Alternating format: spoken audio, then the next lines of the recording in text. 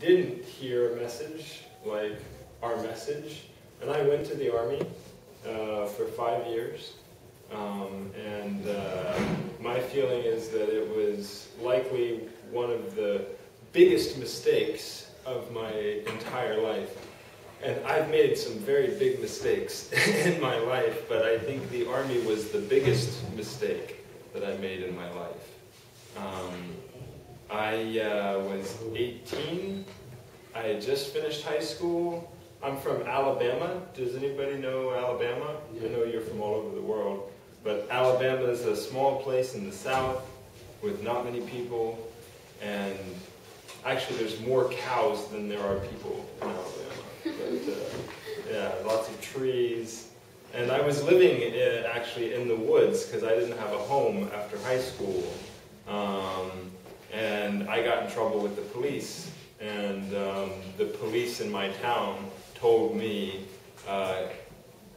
join the Army. And so I joined the Army to get out of trouble with the police when I was 18.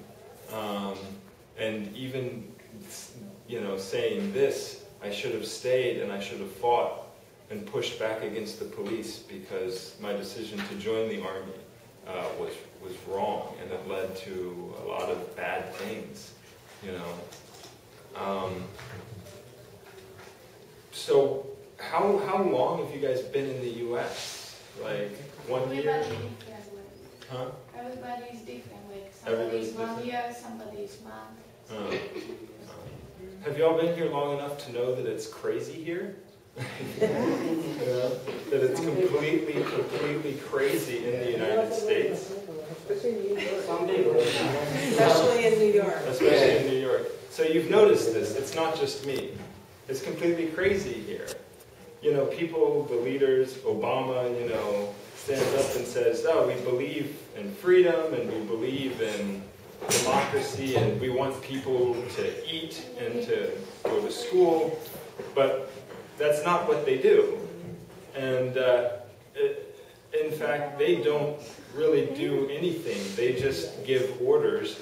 And the people in the military are the ones that have to do these terrible, terrible things that are happening. And some of it happens, here in the U.S. You see a lot of situations with not just U.S. soldiers, but perhaps the police in your communities who are doing violence against people. But the military specifically does a lot of violence.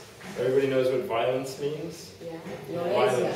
Violence can be shooting, it could be tortured. Everybody knows what torture means? Everybody has an idea? A while ago, a year ago, remember they were talking about, does anybody remember the waterboarding scandal? The government was drowning people. They were holding their heads underwater. Why? Well, because they said they were terrorists and that they had information that would save people's lives, and so, it's okay to drown them. Is what they said, And indeed, people in the military do these things. Not just holding people's heads underwater, and not just shooting people, not just burning down houses, not just killing children and dogs and raping women. It's because they are paid to follow orders. And if you're in the Army, do you have a choice? Well, they would make you think no. I mean, everybody has some idea of the Army being a very hard environment where if they say do it, you do it, and there's no question. They try to make it like this. It's not true. That's what being a war resistor, like what I am, is all about. Is standing up against that and saying no, even though it's going to be maybe painful to do it, but it's right, And it's even better to be a war resistor from the outside, to never go into the military, because anyway, yes, ma'am. I have a question. If your general tell you something, you must do this. and you're not gonna do this, what happened to you? What happened to me? Like, Well, that's a good question. I was in the Army for 5 years. I spent most of the time overseas. I was in Germany and Japan and the Philippines and Afghanistan, and I saw the terrible, terrible ways that the U.S. military treated the people in every country, not just Afghanistan, not just the Philippines, but even Germany, even Japan. You're from... Slovakia. Next country, Oh, Slovakia. Germany, I actually worked with Slovakian troops in the military. We were training them how to kill, and it was the governments definitely worked together. But after 5 years, I thought I got out of the military. I thought, I'm finished, I'm done. I'm going to go to college now. And they told me, no, not yet. You have to go to Iraq for 1 year. When I said no, I did it in a very public way, a way in which people knew. There was news reporters. I did it in Washington, D.C. I'll get to you, I promise. I'll get to you, give me a second. And so many people were looking at what was going on. So I wound up not going to jail. I won, in essence. The military left me. Well, they didn't leave me alone. They charged me with a lesser crime. They said it was misconduct. And I ended up going and fighting that. And afterwards, they just put me out of the military. They didn't put me in jail. So it was very scary, but still, it would have been much better to just not go in the military to begin with. This is the best option for any of you, because... But you were living in the woods. Say what? You were living in the woods. Yeah, but even... How does that feel? You know what, though? If you join the military, you're going to live in the woods, too, I can promise you.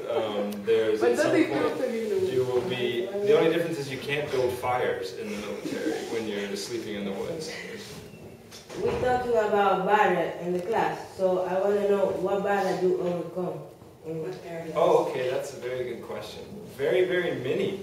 First, I overcame the military barrier. You know, she was talking about, she said if a general says you do it, you have to do it. That's a barrier to somebody, right? Yeah. And so I said, you know, before I could say I'm not going, I had to overcome that barrier in my head. You know, I had a huge barrier that said, I know the war is criminal. It's not just wrong, it's criminal. Like, it's you know, if you took the crimes of every person who's in New York City jail and you put them together, it would be like this big next to the crime that is the war, you know? So despite thinking this, I had to overcome the barrier that said, you have to go, it doesn't matter how you feel. So that was a very large one. After that, I had to overcome, I would say nationalism was a huge barrier. Does anybody know what nationalism is? Mm-hmm. It's believing that my country is the best. Yeah. You know, my country is number one. And this is a barrier. I had to overcome this barrier and understand, no, we're not number one. We are the same as everybody else, you know, and that's a huge barrier, you know, to say that, you know, the people of Iraq and Afghanistan are the same as me. Yeah, Pakistan, Yemen, everybody, you know, China, they're all the same as me. That was a huge barrier, especially in this country, which, you know, is crazy. So, yes, you and I. How can the army change your life or your things? The army made me very, very sad. I'm a very sad person now. And it made me very lonely. I'm a very lonely person now. It made me not trust people. I have a hard time trusting people. I've had a hard time with relationships with people, because another part of the military that people don't talk about is that it's sexually traumatizing. They will go after, and it's an odd thing to talk about in high school, but because you're still just learning about what it's like to date and things like that. But good afternoon. This is a campus-wide announcement. It's 12 o'clock. This is going to be a rapid dismissal for all the students on the campus, except for Marble Hill.